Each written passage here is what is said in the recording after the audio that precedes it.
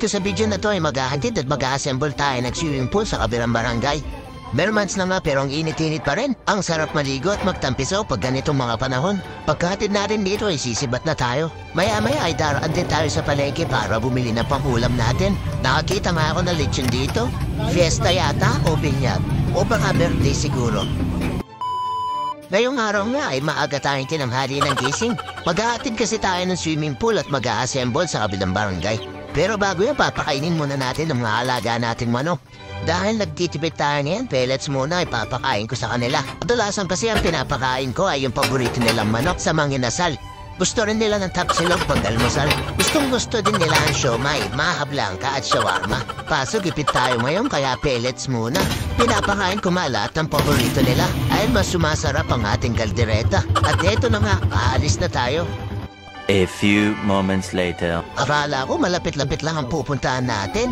Medyo malayo-layo pala, mga 3,000 centimeters. At pagkatating nga dito, kagad ko nang inassemble. Pinugdugtong-dugtong ko lang yan at napakadali na nito dahil sanay na tayo. Obrang basic nga lang nito, hindi man nga ako pinagpawisan. Baka hindi kayo naniniwala, tignan nyo guys. O diba? Basic na basic? Sheesh! Palda na naman tayo dito mga bro. Itatago ko na ito at alam ko naman na madali itong mawala. Sisibat na nga tayo at dadaan muna tayo sa palengke para bumili ng bigas. Hinahanap ko nga yung tig-40 na kada kilo. Aso nang tinanong ko si ate, kinuha niya yung kanyang palo-palo. Apaluin niya ata ako sa ulo para magising ako. Kaya kumuha na lang ako dito sa 54. Tinawaran ko nga kaso binawasan din niya yung bigas na binili ko. Sheesh, 270 real quick.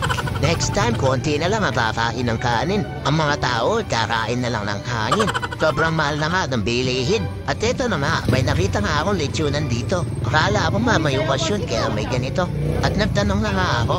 Nagbibenta pala sila ng lechon.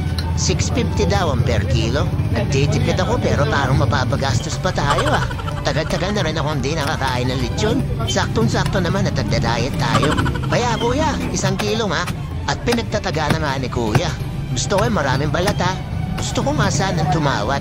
Kaso hindi ko na tinuloy ang aking balak. Kita niyo naman, napakatalim at napakalaki ng kanyang itak. May lalaki namang nag-amok habang may dalang itak. Nasa front line ng balitang yan si Gary De Leon. Sa kuha ng CCTV, makikitang naglalakad ang lalaking ito na may dalang itak.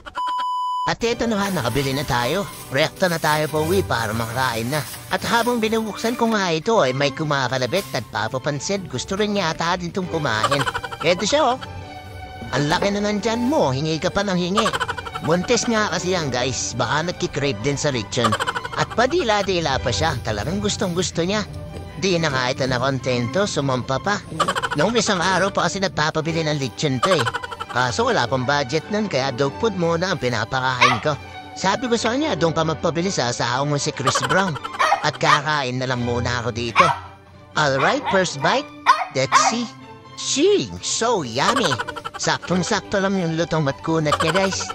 May part siya na malutong, may part din siya na makunat. Kaso kanina ko pa nga iniisip. Kumita tayo ng 1,000. 270 pambili ng bigas. 650 pambili ng lechon.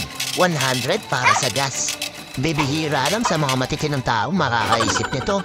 Talagang tubo na, lugi pa. Sheesh! Sana masarap din ang ulam nyo. Yan lang mga par. Bye-bye!